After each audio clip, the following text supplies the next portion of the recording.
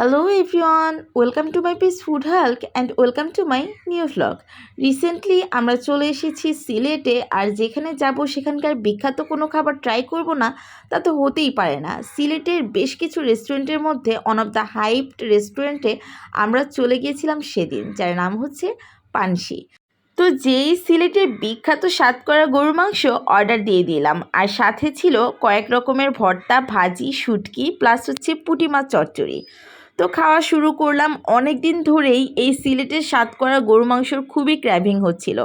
Last 2022-এ যখন সিলেট গিয়েছিলাম তখন অনেক খাওয়া হয়েছিল। তো সিলেট এমন একটা জায়গা যেখানে আমাদের দুইজনেরই যেতে ইচ্ছা করে শুধুমাত্র এই সাতকরা গরু মাংসটা ট্রাই করার জন্য। এখানে আমরা 3 রকমের ভর্তা অর্ডার দিয়েছিলাম, মানে ওদের যা যা ছিল ওগুলোই নিয়ে এসেছিলো, ওখান থেকে আমাদের পছন্দ মতো ট্রাই করছিলাম। তো মাছের ভর্তা ছিল, ডিম ভর্তা ছিল, কলমি শাক ভাজি ছিল। শাকের ফ্লেভারটা একটু টকটক ছিল, তবে খেতে কিন্তু বেশ মজা ছিল। এটা যে বাসি সার্ভ করেছিল তা কিন্তু নয়, খাবার একদমই ফ্রেশ ছিল।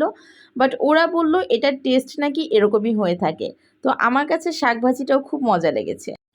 এরপরে ওদের এই পুঁটি মাছ চচ্চড়িটা ট্রাই করলাম, যেটা বেগুন আলু দিয়ে ওরা চচ্চড়ি করেছিল। আর পুঁটি মাছটা এত কড়কড়া করে ফ্রাই করেছিল, বেগুন আলু দিয়ে একদম মাখা মাখা করে ভুনা করেছিল। খেয়ে একদম মনে হচ্ছিল বাসার রান্না খাচ্ছিলাম। এই পুঁটি মাছ চচ্চড়িটা আসলেই অনেক মজার ছিল। এই পুঁটি মাছ চচ্চড়ি দিয়ে 1 প্লেট ভাত খেয়ে ফেলা যাবে। যে কোনো খাবার যদি দেখতে আর খেতে মজা হয় তাহলে খাওয়ার আগ্রহটাও কিন্তু দ্বিগুণ হয়ে যায়। দেন ফাইনালি ওদের সাতকরাটা ট্রাই করলাম। আসলে এই সাতকরা গরু মাংসর টেস্টটা অন্য কোনো কিছু বিট করতে পারবে না। এটা একদমই ডিফারেন্ট লেভেলের একটা খাবার।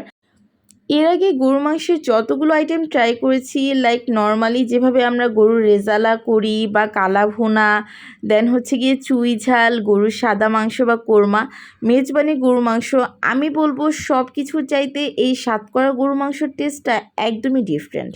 আমার কাছে পার্সোনালি এটা মনে হয়েছে। তো খাওয়া দাওয়ার পরে হচ্ছে কি একটা পুডিং অর্ডার করেছিলাম। পেট কিন্তু একদমই ফুল ছিল, বাট অনেক ঝাল লেগেছিল। আমি এত ঝাল পছন্দ করি, বাট আমার এত ঝাল লেগেছিল।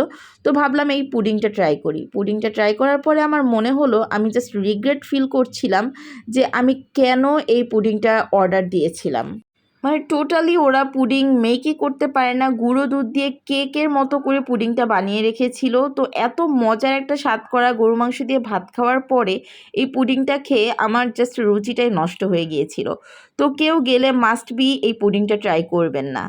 তো ওভারঅল সব কিছু মিলিয়ে খাবারের টেস্ট আমার কাছে বেশ মজা লেগেছে, পুডিংটা বাদে। তো আমাদের বিল এসেছিল 600 টাকার মতো।